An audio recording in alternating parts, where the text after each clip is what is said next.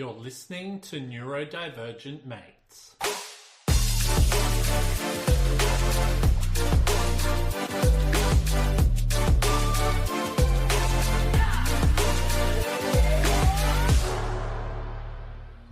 Hello and welcome to another episode of Neurodivergent Mates. I'm your host, Will Wheeler, and today I'm joined with special guest Kate Hardiman. Did I pronounce your last name correct? Pretty much. Hardiman. Hardiman. You know what? Hardy. Yeah, I thought so. And I was like, because normally what I do before we start, I'll say to the person, hey, how do you pronounce your name? But you and I have just been talking. So I'm sort of like, crap, I forgot to ask. I've been called worse. Don't worry about it. Yeah, that makes two of us. But look, thank you so much for coming. For all of our listeners, I've still got a bit of a cold at the moment, so I apologize. I am on the good end of my cold, so hopefully by the next time we come, I should be all ready to rock and roll. But today, what we're going to be covering is neuro-inclusive people leadership. So, Kate, thank you so much for coming. But before we start, we might just do a little bit of housekeeping. So if you haven't already done so, please subscribe, like, and follow to all of our social media pages. We're available on TikTok, Facebook, Instagram, X, Twitch, YouTube, and LinkedIn. And if you haven't already done so, please go to wherever you listen to podcasts and subscribe to the Neurodivergent Mates podcast. Rate us, comment, do whatever you can to help with the algorithm. That would be awesome. Also, too, if you haven't already done so, go to Neurodiversity Academy and check out all the work we're doing there. Please subscribe to the website as well. We've got some really cool stuff coming out shortly. That would be really great if you wanted to check out. Also, too, just a bit of a warning, some discussions may be triggering. If you need help, please reach out to a loved one or call emergency services. We are not doctors. This is a place for sharing experiences and strategies. And finally, if you've got any questions, please feel free to put any questions in the comments section wherever you're listening to us live on your social media platforms. Kate, you ready to rock and roll, my friend? Ready as I'll ever be, Will. You're born ready, right? I like to think so. Sometimes I get Nice. Well, look, let's start with a basic one. Tell us a little bit about yourself. You know, you're telling me a little bit. You're originally from the country. Yeah, originally a country girl, country Victoria. So grew up doing all of the cliched things that country kids do, you know, running around paddocks all day, climbing hay sheds, getting over into the shearing shed with the shearers, you know, going to school on the bus through the countryside. My dad was actually... Did it snow? Oh, occasionally, because it's always so cold out up near Ballarat. So we did have the occasional snowy day up there, and I didn't deal well with the cold. But this is pre-electric blankets when I was a kid, so I had a hot water bottle, and that was my world. My hot water bottle was my world. Did you have to go out and chop wood? I did. You know what? I loved chopping wood because the boys would always I've got lots of brothers and sisters, right? So we would have chore lists, and they would all get to do the fun stuff. I thought chopping wood was great. So I did love it. I can wield an axe pretty well, Will. Yeah, nice. I'm just imagining you just out there chopping wood, but it is hard work chopping wood. It is, but I did love it. I thought there was an element of precision, and you know, we had lots of chooks, and I loved a lot of the outdoorsy jobs. I enjoyed that.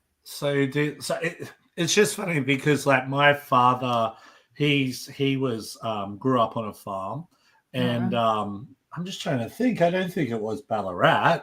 I can't remember where he was, but it was in Victoria there.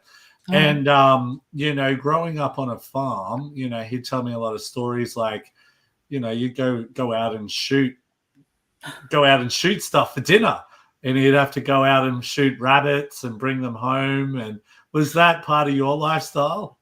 Well, Dad was actually a teacher, so we lived on farms, but Dad luckily luckily there were no guns in the house. So, but because we lived on farms, Dad would walk in the door. He'd sometimes go off to the pub, or he'd go to the neighbours or whatever, and he'd come home with like a pair of rabbits or something that someone had caught, and Mum would just say, right, I'm not doing this. You're in the kitchen. If you want to eat rabbit, you're going to skin them. You're going to do all of the things. You're going to cook them.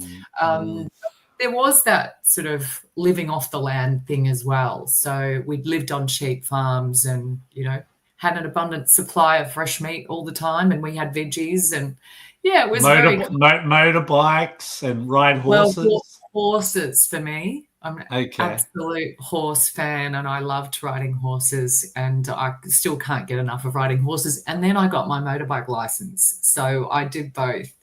Yeah, cool. Yeah, from what I've learned from like country people, and it's sort of interesting, right? Because being a city and I would class myself as a city person. I didn't grow up in like the city, but like I grew up in suburbia, which is pretty much the city.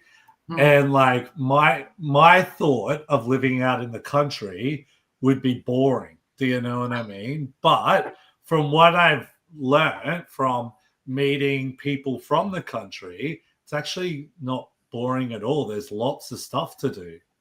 Well, we didn't think it was boring at the time. We always thought it was really cool, actually. But then again, we didn't know what it was like to live in a city. And then, as I said to you before we went live, I just couldn't wait to bolt from the country to the city to go to university, because I was just curious about what lay beyond, the country. And I just started to want to get into the world a bit more. So you always want what you haven't got.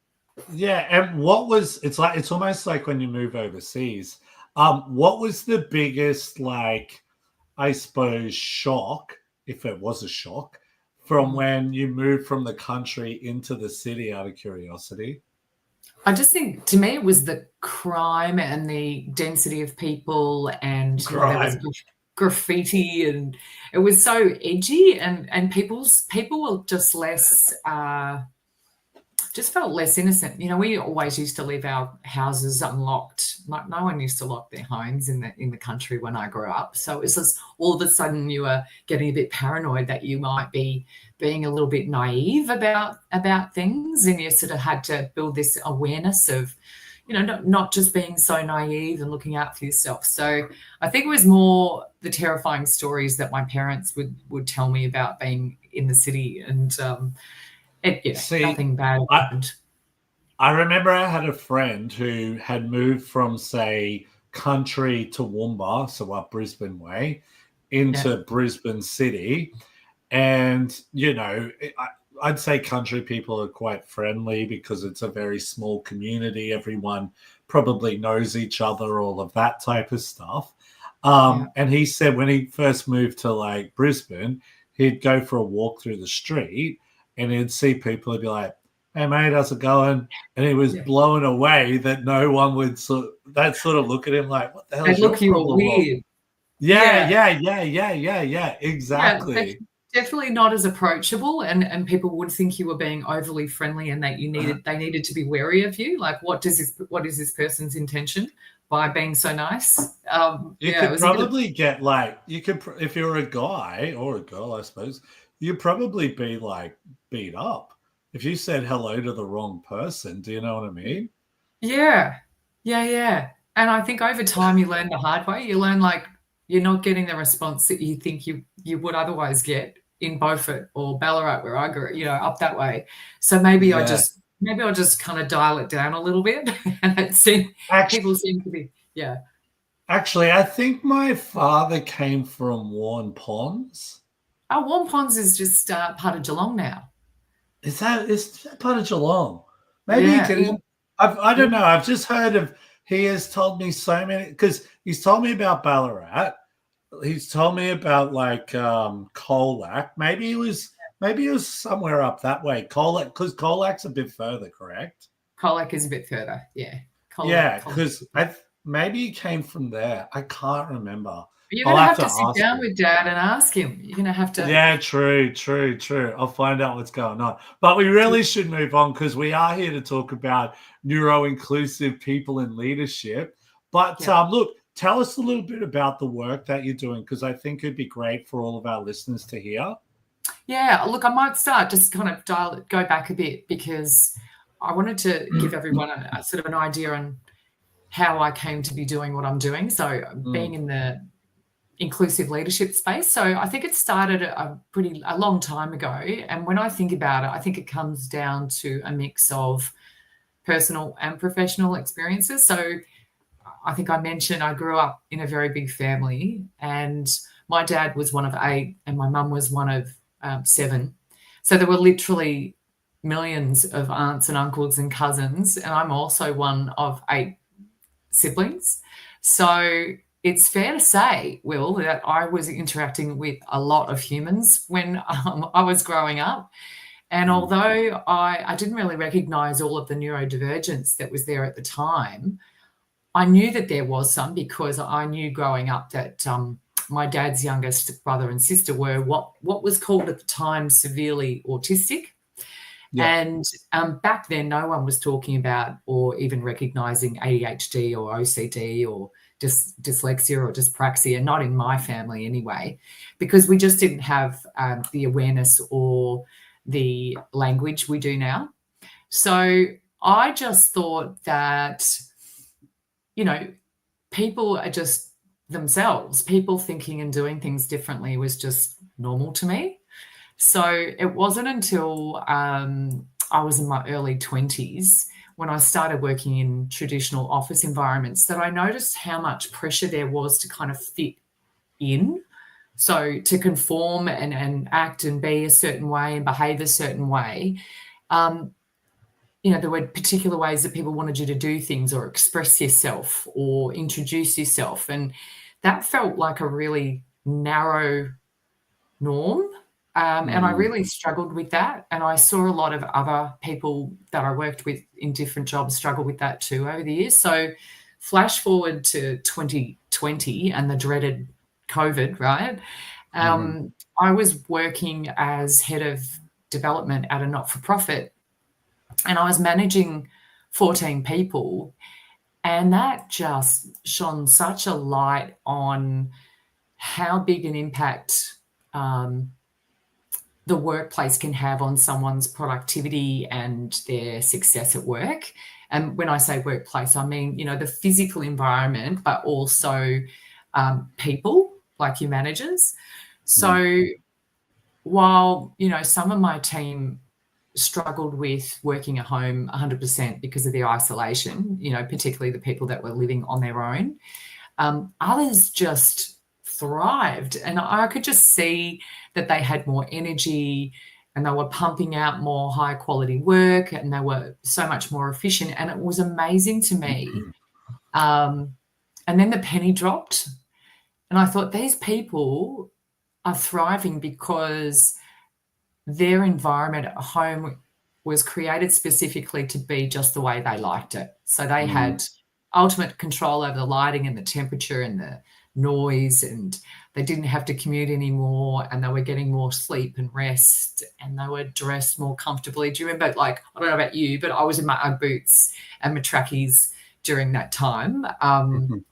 And overall, these people were just presenting as less stressed, and all of that in my mind was coming together it was all helping them be more productive. And what happened in that 2 years was that we smashed our fundraising targets 2 years in a row over that COVID time in an environment or a situation that we hadn't been in before. And it just became really obvious to me that when you make an environment more flexible, you're going to set people up to be more successful and everyone's going to win. So, and then I had, not long after that, 2 of my siblings get their formal diagnosis as neurodivergent. And I thought, wow, okay, I need to look at this for myself, particularly when I learnt that more than 80% of neurodivergence is genetic. And then things just started making so much more sense. So long story short, I started Unify 360 because I realised that people, and particularly organisations, just need more support to be places where everyone feels like they belong and they're valued. And this whole idea of, not in spite of your difference, but because of your difference, you want to be valued for the difference that you can bring. So that's kind of what started the journey that you're on. Yeah, that's a lifelong kind of roadmap. Yeah, it's interesting how it works. I think that we've all experienced the thing, I think what it is just the lack of understanding. People don't realize that, hey, look, Will's going to perform so much better when he's in this environment. I remember I was working in a workplace, and there was this woman who would just play music all day long, like the radio, out loud in the office. And I just remember sitting there thinking, I just can't concentrate. And if I had said, look, can you turn that down? I would have been the worst person in the world. So it's real. And I look back at it now and I'm like, yeah, no wonder I got nothing done, because I had this distraction there. I was in this open office, and, it was just so, I suppose, it makes sense because I didn't even know I was ADHD at that point. But now it's like, oh my God, now I can see why I really struggled with that. But you know what? Moving on from that, I think a big thing, especially with what we're talking about here today, what is inclusive leadership, and why does it matter? Now, I will just sort of go on from that. I think from what I've learned is that there is a difference between a leader and a manager. Do you know what I mean? So I'm interested to see what you've got to share about this. Yeah. Well, there's sort of two forms of leadership. There's that really traditional form of leadership, and that traditional form of leadership, it really focuses on, setting goals, we're driving for results, and we're, in a fairly standardized kind of way, whereas it's not very people focused. It doesn't put the person at the center of that. I'd almost call them a manager. That's exactly right. I wouldn't even call that leadership. That's it. Well, exactly. And so whereas we look at inclusive leadership, and that takes a big step beyond traditional leadership, because it's bringing in elements of empathy, awareness, and it's being really, I like the word intentional about inclusion. So consciously deciding to include. So inclusive leaders, they see the individual, they value the individual, they see the person, and they're actively and intentionally creating an environment or a space or a workplace where people are feeling comfortable being themselves, where they're valued for, how I was talking about, bringing their true selves to work, their unique strengths, and so they can make sort of contributions that are appreciated. It's not about treating everyone the same. It's about respecting differences, and a true leader will adapt their approach to bring out the best in each person. So they have to give a damn for a start. Okay. Mm-hmm.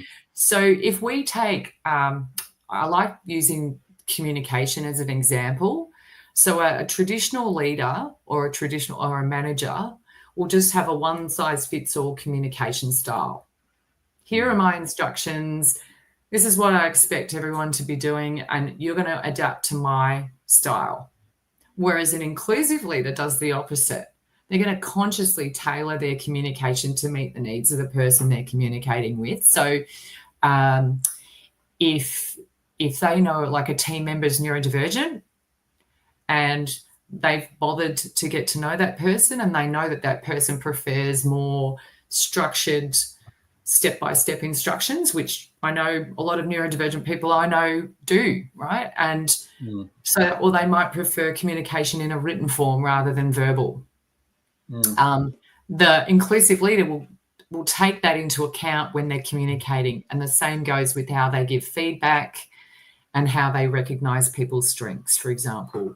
And it matters. I think that was your question. Why does it matter? I think it matters so much today because people want to feel like they belong at work. I mean, who doesn't? Who goes to work and says to themselves, I hope I'm made to feel really different or weird or not good enough or not valued today. No one goes to work saying that. We all want that sense of belonging, and more we're just seeing people more consciously looking for workplaces where they feel psychologically safe, safe enough to express their ideas without being scared of how that's going to go down. And the reality is, teams that feel supported and included, they tend to work better together. They stay more engaged, and they're often more innovative. So to me, the business case for inclusive leadership writes itself. See, the biggest thing I see is that when I see inclusive leadership, you've got to live and breathe it.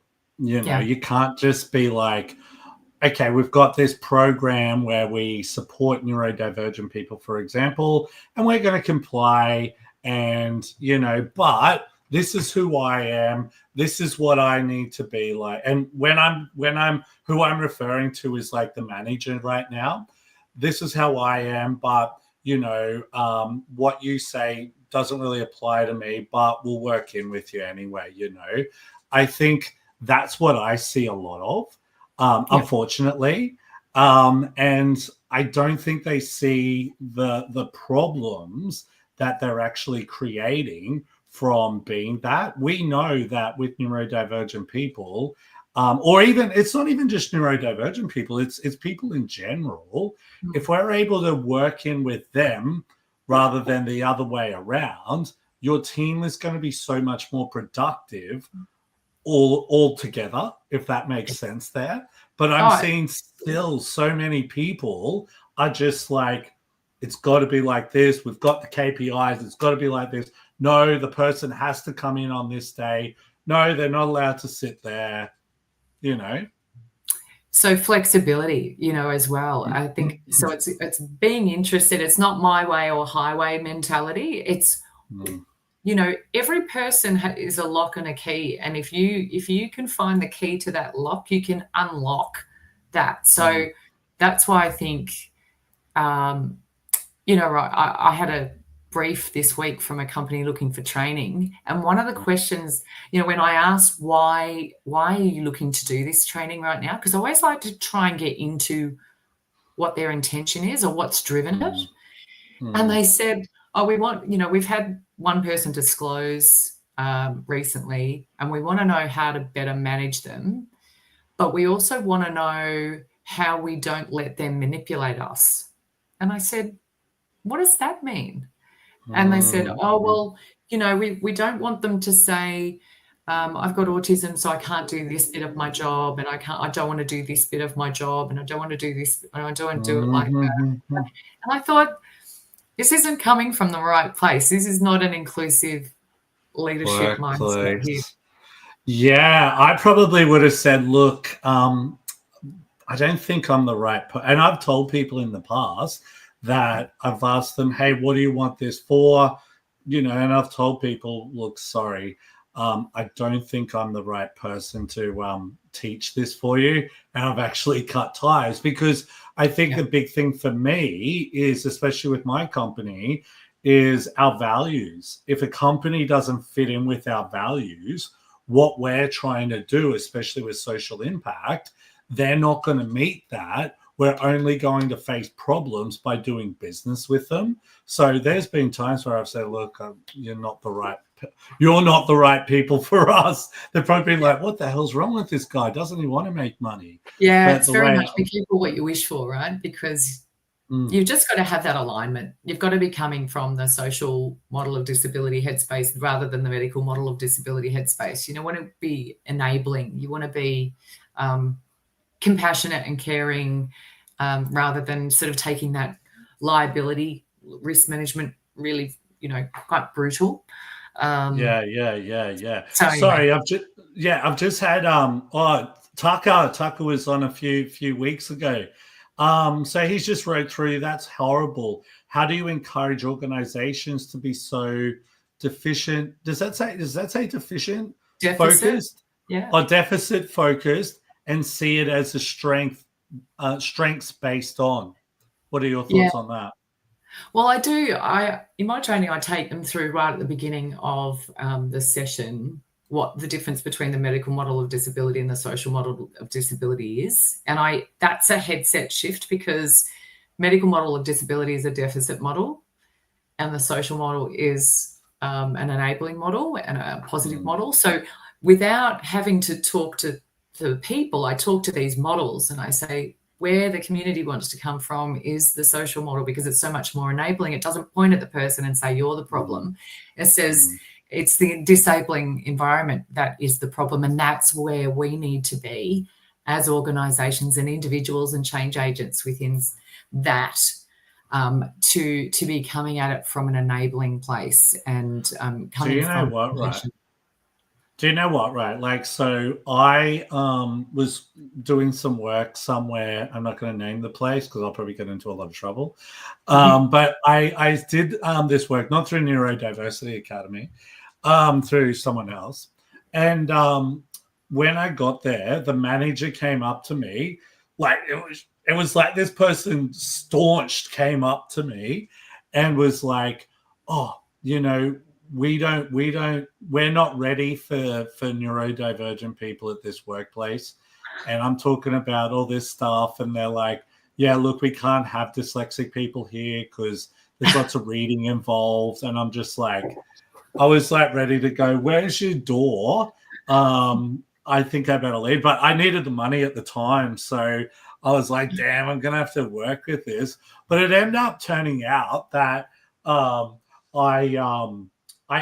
had to end up quitting in the end, because the person I was dealing with just had no concept about people management. I don't even know why they were in the position that they were doing, because they were absolutely hopeless. But this person just was, you know, it blew my mind that the general managers and all that had no concept how bad this person was how much bad stuff this person was causing within their organization. It just blew my mind. Anyway, especially when they're in positions of power, you know? Yeah, well, that was where I got to in the end. I was just like, you know, like this person, like a big thing, especially when I did training with this person, I spoke about the importance of communication, how we communicate, all of this, because I knew this person was going to be a problem. And this person ended up abusing me in front of like everyone in the office.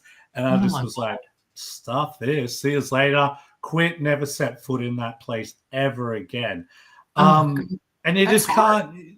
Oh, yeah, totally. And I'm just like, all right, see you later, you pack of idiots. Good luck finding a neuro-inclusion consultant.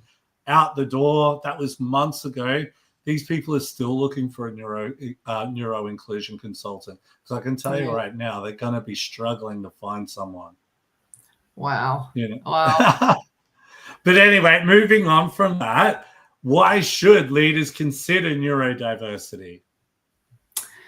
And I often think about neurodiversity as this sleeping giant in organizations, because often they don't realize that just below the surface is all this potential that they haven't tapped into. They're just completely oblivious to it or missing it, because neurodiversity and neurodivergence is a huge asset in any workplace. You know the stats in Australia, 20% or 1 in 5 people are neurodivergent. So the chances are pretty high that every team has neurodivergent talent in it. And often they're the ones who can bring the fresh perspectives and the unique strengths, like so many creative problem solving, out of the box thinking, or just an incredible eye for detail. They're the things that can give a team or a company, an organization, a competitive advantage. So who doesn't want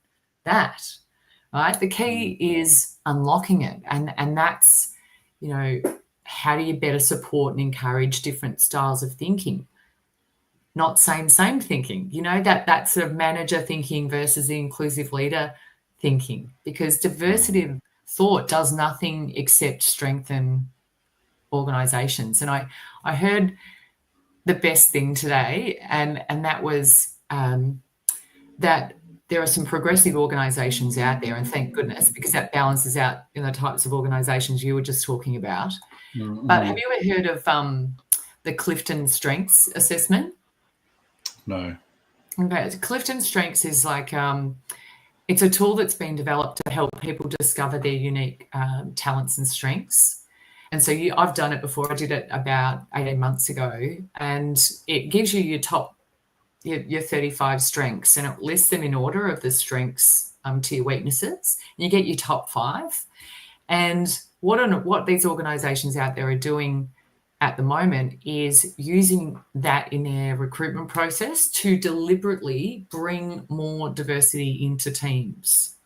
So you might say, okay, we know that Kim and Joe excel in strategic thinking and relationship building. We're good. We're good for those talents. We don't need any more. We've got those covered. What can we do to fill these strengths here? Yeah. So what we don't have enough of is empathy and analytical skills. So let's identify those strengths in our candidates. And so if you take that approach, you're going to have the strongest team possible because you're consciously covering the gaps. And I always come back to that same line, like just like I say this all the time in my workshops, just like we need biodiversity in nature for the planet to be healthy, we need neurodiversity of thought for the human race to be successful. So, yeah, thank God some organisations are finally starting to switch onto it. Yeah, see, the only thing I find is that who are those organisations? It's so hard to, and sometimes and this is another thing, sometimes the organizations who say they are actually neuro-inclusive aren't neuro-inclusive at all. You know what I mean? So that's really hard. Yeah, they're like, yeah, we're doing this, but then you get in there and it's complete garbage. Hence what I found out when I was doing some work with an organization not long ago. And that's the only thing you can't know until you're in there and you're getting under the bonnet and you're looking at everything, the rawness. And this is the thing, like neurodivergent people are going to see straight through that crap. They're going to come into a workplace and be like, hang on, I thought you guys knew about neurodiversity. Yet you're doing all of this and you're doing all of that, if that makes sense. Yeah. I mean, it's easy to say, isn't it? But the proof's in the pudding, and so many organisations have so far to go. I feel like we're right at the tip of this. Yeah, long way to go, I think. And I did a presentation a few weeks ago, and I'm a very big believer in it has to be a top-down approach. If you're not getting that support from the top there, there's no point just coming in and going, hey, look, let's get the managers or what I was dealing with education. So they're like, look, we need to get the teachers trained up. And it's like, yeah, okay, that will help them a little bit. But if there aren't other things in place there, we're still going to have big problems there because the teachers aren't going to be able to do their jobs as effectively. Yeah. And in the workplace, the managers aren't going to be able to do their work as effectively if you don't have these other mechanisms in place, if that makes sense. Totally agree with you. Top down has to be. You've got to drive it because otherwise pushing up from down here, it's just almost impossible to get change. Yeah, totally. So moving on from that, what basic steps have helped create what basic steps help create a neuro-inclusive environment? We just spoke about one of them, I can tell you that much. Yeah. Top down. Look, I've had people say to me that it must take a lot of time and a big budget to kind of create a neuro-inclusive environment. But I say to them that couldn't be more further from the truth. You don't have to make massive or expensive changes to what you're doing. You can start by making small, what I call just thoughtful tweaks. that help everyone feel more supported. And some of the more straightforward ones that I talk about with people include even just, we've heard it a million times, but just offer people more flexible work hours or remote work options. We discovered during COVID, the story I told about my team at the beginning was that we by accident discovered that was really amazing because that flexibility is just right for people. So, even if you just remove the commute element and you let people choose what environment works best for them to do which aspects of their work, you're going to enable more productivity and focus. Another thing that organizations can do that's really cheap, in fact, it's free, we talked about communication before. So just clear, structured communication is always really helpful because it's going to allow staff to better understand what's expected of them. And I'm not just talking about neurodivergent folk here. I'm talking about everybody.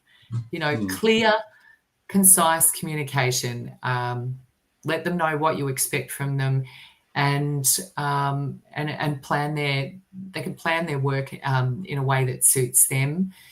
Another simple step they can take is to just, do what you do what I do, is to educate people in the business about neurodiversity. So run a 2-hour or a half day or a full day workshop and give everyone at least a basic understanding about what it is and how to support neurodivergent folk, because what that does is it drives, there's a lot of misconceptions. I do this myth busting session in my training where I go, here is, I ask people to tell me what the myths they've heard about neurodivergence and neurodiversity. And then I put up the, sort of top 5 myths. And so when you demystify with training, you're ultimately helping people work more effectively together, because I know my sister, she had a colleague who just completely misinterpreted her style, and they were always kind of never really communicated very well. And when she finally disclosed and told her team that she was neurodivergent, the relationship with this person completely changed. She saw her through a different lens. And so I think that shared understanding and that shared learning together just brings people closer together. So again, it's not about a big overhaul of the business. You can start small, you can make adjustments along the way. It's to help people feel more valued and empowered to do their work, and doesn't have to be expensive or overly difficult. No. I do like the point, like you were saying, that, at least if everyone could have some basic understanding of neurodiversity, I think that would help. Because, I don't know how many times I was sort of in some situations, and when I was dealing with some neurodivergent clients of mine, but they were struggling with certain things, and it was because the rest of the team that they were dealing with didn't have any understanding or training on what they struggled with, but their managers did. And it's like, okay, great, your managers have got some understanding, but your mate here, who's your work colleague, has no understanding why you enjoy sitting in that same spot every time you come into the office, or why you're struggling with so many messages coming through your Teams chat, or whatever that looks like. So it goes to, I've even seen big managers who are like, oh no, I don't need to do this, but training, what I mean. And then they've gone and done the complete opposite to what has been needed to be done, not because they've wanted to be rude, because they had no idea what they were doing was wrong because they hadn't done the training, if that makes sense. Yeah, I know. And they're shooting themselves in the foot. So, find that they you've look like ticked the box. idiots. But you've got to, meanwhile, the colleague who doesn't have the awareness is resenting their colleague for getting special privileges or treatment or whatever because they don't have the context of what's going on. Yeah. It just creates a really narky environment, which isn't fair for anybody, is it? And no, not at all. So it lacks a lot of compassion to just kind of educate at one level but not do an all-staff version of it. So, Mm. yeah, the smarter organizations are figuring it out. They're cascading the training down. Ideally, it starts at management. Yeah, totally. And I understand that time can be a factor. There's been some workplaces I'm dealing with that they're just full sales. You know what a sales environment's like. And, taking that time away for those people to do this, they sometimes be like, it's not worth it because we're going to be losing money because we're not reaching our targets or whatever like that. And it's like, well, you're actually causing so much more problems if you're only just to take out these small little factors. Yeah, it's a really short-term view, isn't it? To go, because if you understand it, you're more likely to lose people because of that culture. So eventually, you know how expensive it is to replace people. Oh yeah, of When you course. lose people because they walk out the door because they don't feel supported, that's a huge cost as well. So this short-term view that you might be not making sales and can't afford the time to train people versus the long-term impact of not doing that training. It's just delusional. It is. That place I was telling you about before, they had a very high staff turnover. No wonder. But Wow. it was a very sink or swim type of environment. Mm. And I often think to Survival of the myself, fittest. well, I thought to myself, why are these people building a neurodiversity program in this type of environment? Do you know what I mean? Like, Yeah. are you out of your mind? I think there was a lot of money talking there. I was going to say, do you where, feel like it was just a tick it boxing exercise? was. And that was where it was just, and that's where in the end, I was like, this is the biggest load of garbage because I'm going and speaking at conferences. I'm on things like LinkedIn Live sitting on this podcast talking to you about how we should be doing stuff. Then I go into this place and this place does it the complete opposite. Do you know what I mean? It's sort of like, well, why am I here? I'm wasting my Yeah. time. Yeah. Where's the credibility? Yeah, totally. But with that being said, there are some workplaces doing some fantastic stuff, I Oh, believe. yeah. There are. I mean, I love working with progressive organizations that, you're not having to overly convince them that this is the right thing to be doing. They just get it. And Yeah. hopefully we still are at the thin edge of the wedge of that, I think, but we're moving towards a tipping point because, things around neurodiversity awareness and disability are very much embedded in governance and compliance law these days. So organizations, whether they want to or not, have to be getting around it one way or the other. Totally. It's the same in education now. So with a lot of standards, especially in the vocational education space, learning organizations have to be providing certain things, have proper understanding, all of that type of stuff. And as a company, Neurodiversity Academy, we're happy to help them with all of those needs. By the way, they would be very smart to book you, Will. Oh, thanks for plugging me on that one. Yeah.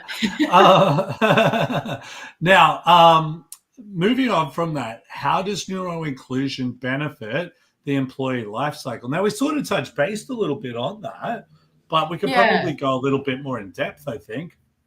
Yeah, I mean, neuro-inclusion has just such a positive impact on every stage of the employee journey. So that's what we mean when we talk about employee life cycles. So we're talking everything from the front end, so recruitment process, and then we look at onboarding, performance management, and then professional development, and then retention right at the end. So in terms of recruiting, when organizations they actively look for and they recruit neurodivergent talent, because there are a lot of organizations out there that are doing that now.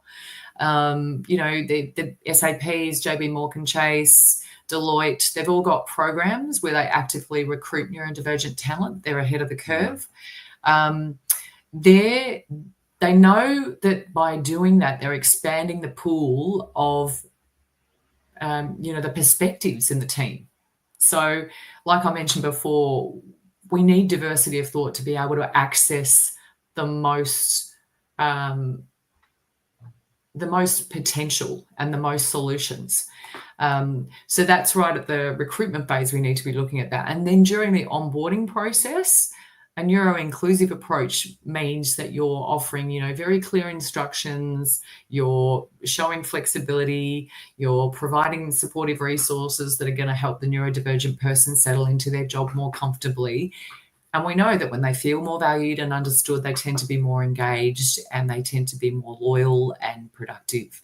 And that just makes for a stronger team. So overall, neuro-inclusion just strengthens every part of the employee journey. Same as performance management. There's a way of giving feedback to people that is going to be more sensitive than brutal. And we know that feedback, if given in a really clumsy way, isn't helpful for neurodivergent. Well, the person could quit. The person could quit, and we spoke about before how expensive it is when people walk out the door.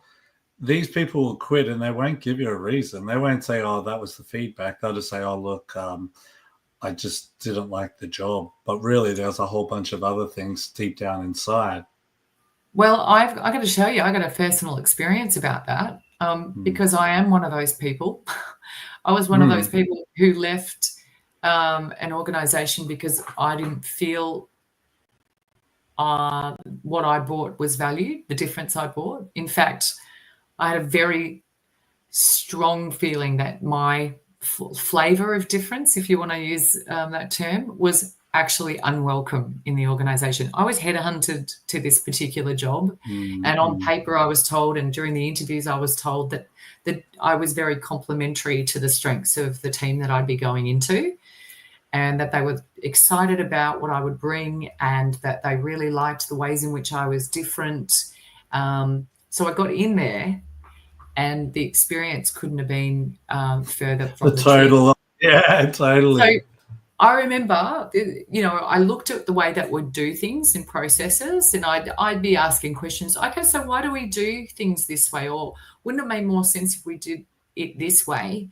And I was coming from a place genuinely of just wanting to make a process better, more efficient. I could see a better way of doing it. And I was surprised to learn that my manager would take those things as a personal criticism of her work. And we were just coming from completely opposite places. And I was told off for questioning because I was told I wasn't being a team player. So that was a pretty crappy experience. And I realized that it just wasn't a culture where I could be myself. So I needed to find a more healthy environment where I would be appreciated. And I am absolutely sure that a lot of people in your audience would have been in the same situation. Did you ever have an experience like that? Yeah, heaps of stuff. I think, especially with that example that I gave you before. Yeah. I remember when I first started with that organization, helping them build what they wanted to build around neurodiversity. I said, look, from the beginning, I said, this isn't going to work here. I said, you've got to put this into place. You've got to put this into place. This person here, they will never work in with us. No one listened. They just kept on pushing forward. And I just pretty much turned around and said, nah, see you later. This is bullcrap. You know what I mean? Yeah. I'm quite vocal in that type of stuff, but I just can't stand around and, especially when it's something that I'm very passionate about, do the complete opposite or turn a blind eye to it. Yeah, no. If that makes sense, but I totally hear you. But I tell you what, I think what you just explained was a good example of a manager versus a leader. So the person you were dealing with, that was a manager. A leader would have been able to take on that and probably implemented some of the feedback that you were giving them because you were new. You would have been seeing it from a completely different lens. And that information is vital to innovation. You would think, I could see how it could save time and money. All right. And they lost the benefit of that vision because it was personal and there was a lack of emotional intelligence there. So with that person. So it's really no, sorry, you go. No, I was just saying it's just a silly missed opportunity, you know? I mean, in a way. And when you think about that happens countless times, thousands of times a day in organizations around the world where ego gets in the way of advancement and evolution of thinking. Oh, totally. It was actually interesting because I was speaking to one of my advisory board members a few weeks ago now. And she said to me, she goes, Will, you're just so open to feedback. She goes, I would struggle with, you don't know us from a bar of soap, and we've just come into your company and started like giving you feedback on all of these things or what you should be doing and all of that. And she goes, I just can't believe how open you are. She goes, I would never have been able to do that. And I honestly just didn't think about it that way. I was just like, I love the feedback. I said, it's almost like, for me, and we spoke about this when we first started, you have so many ideas in your head and you don't know if those ideas are good or bad. And when you have people who are able to say, hey, have you thought of this or this and that or whatever, it just makes you, well, I know for me, it makes my brain open up even more and go, wow, I didn't even think about that. What a great idea. No, you're so right. And I'm so grateful for you to, that you mentioned that idea to me as well, because I've just started with my advisory group on your suggestion, and it's the best thing because I get up in my head a lot and I'm in my own echo chamber and, you rattle around in your own brain and being able to temperature test ideas and sanity check things with other people is so great. And they're all incredibly generous with their time and really genuinely interested in the success of the business. So it's so refreshing. Yeah. I just love the fact, especially with an advisory board, how you're able to, you're able to get more done, but then you're able to go, look, this is what I've done. What do you guys think? Do you know what I mean? And it's so good to be able to go. And sometimes I'm like, look, please be open. Don't think you're going to offend me. Just say how it is. If you don't like something, tell me, or if I'm not saying something. And a lot of the time, what I've picked up is that what I am doing is completely right. Like, and I'm like, oh my God, I must have been doing the right thing. So it's almost a sigh of a relief, if that makes sense. Yeah, to get that validation that, oh, okay, 90% of the time I'm making good decisions. Yeah. Because I think as well, especially for us as neurodivergent people, and I'm a lot better than, say, what I was when I first started getting into the neurodiversity space, and especially because with the neurodiversity space, like we spoke about before, you've got the medical model, you've got the social model, and it's so hard. Like, I remember, like, do you know I think a professor called Professor Tony Atwood? Yeah, I do. Yeah. So my first ever public speaking gig in the neurodiversity space was a gig where I was speaking on the same stage as him. Oh, wow. I know, right? And I remember thinking, what's that? No pressure. Yeah, I was under pressure. I was like, oh my God. I remember having anxiety for the whole day because I didn't speak till the afternoon. And I was like, oh my God. And then when I got up and spoke, he was sitting right smack bang in the middle, front row, right in front of me. And I'm like, oh my God, I'm speaking to like one of the world leading professors in like autism. I wasn't speaking about autism, but I was still like, this guy is like, He He's is a god in the the space, isn't he? He's like so yeah, revered. yeah, totally. And Mm. I started off my presentation and went through it, and it went really well and all of that. And then I did like a survey, and all these people had wrote stuff, and I shared it. And afterwards, I remember walking off stage, and people were coming up going, "Man, that was awesome. We really love that." And I was like, "Oh my God." Um, you know what? I think yes, that guy's a professor and all that, but he hasn't lived my experience, Yep. and that's where I think that like our experience and what we know can bring so much to the table. I You don't know, I even have a know why we feeling. went off on that tangent now. What were we talking about Oh, originally? I don't know. I'm good at tangents. Yeah, but it must have been something about like not having the confidence for something. Because I remember like back when I first got into business, it was sorry, we were talking about like why we've got like our advisory boards Yeah, and yeah. how they're able to validate us. And Mm. I think like now I'm sort of like, oh my God, I do know what I'm talking about, and I have heaps of confidence. I don't need to be, but still, I need those people to still go, yeah, you got this, or Yeah. maybe add this, or I think this needs a little bit more here. Yeah, I think they add so much value. And guess what? I Mm-hmm. think, when you were talking about Tony Atwood, I have a feeling you're going to be that person for other people down the track.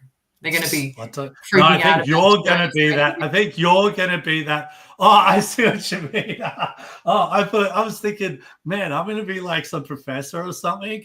I will never be a professor. you. I can No, tell you you know that what I much. mean, but just someone because you're going to be such a voice. You already are such a voice in Mm, this space, and that's only mm. going to continue to evolve and strengthen. And I think you're going to make someone nervous who's going to share a stage with you one day. There's going to be, Yeah, you know, maybe. Hey.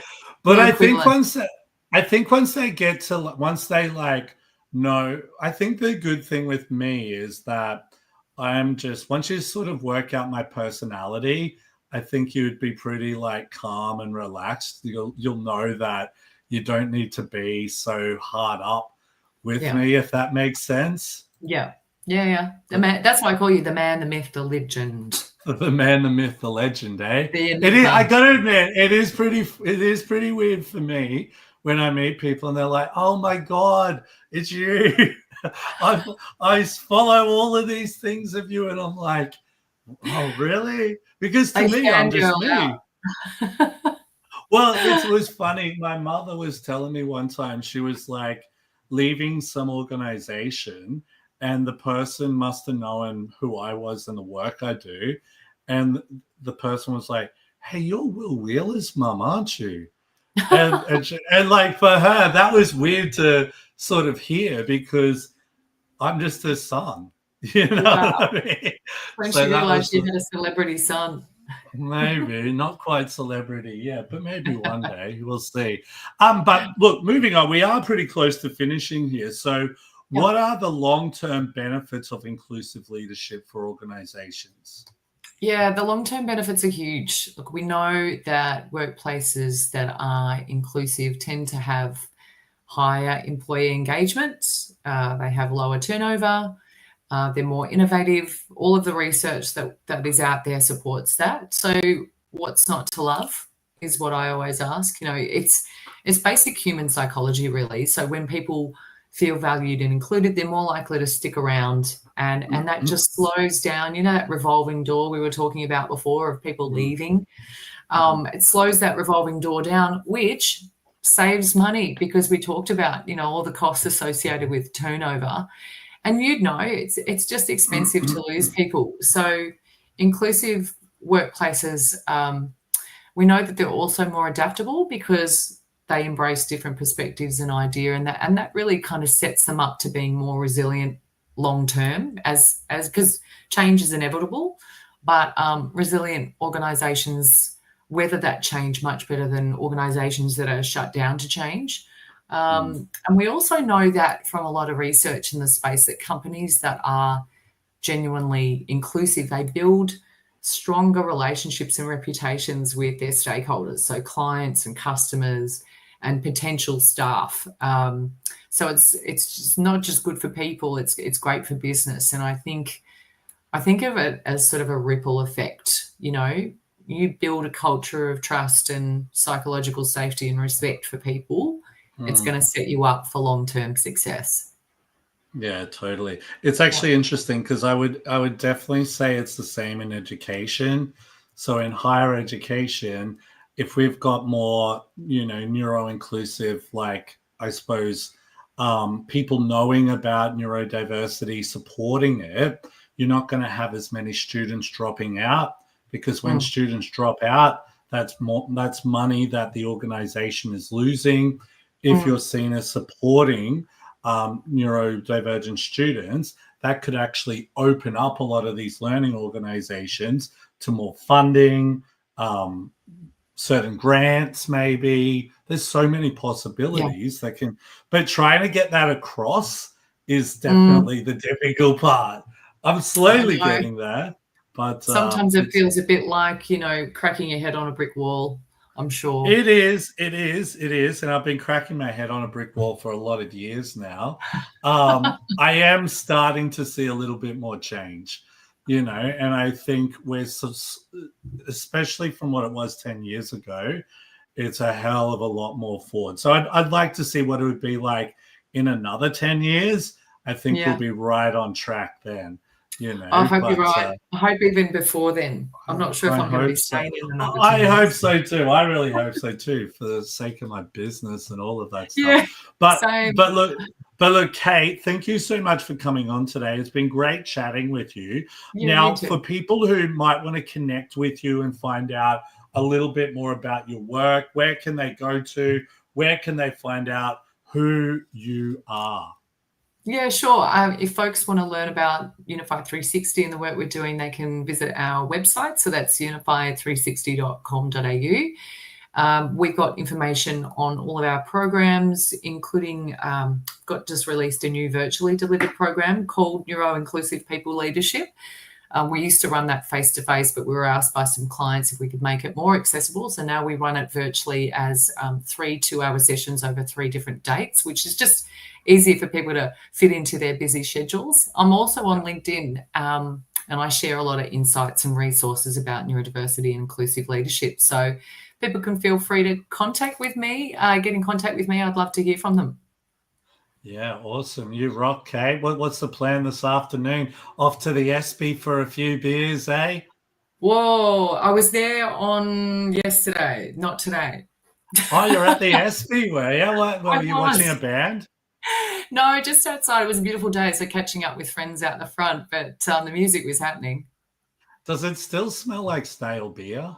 No, it's had a huge reno, so it's much more. Oh, really? Acceptable. Yeah, much more acceptable. Not a sticky carpet pub anymore.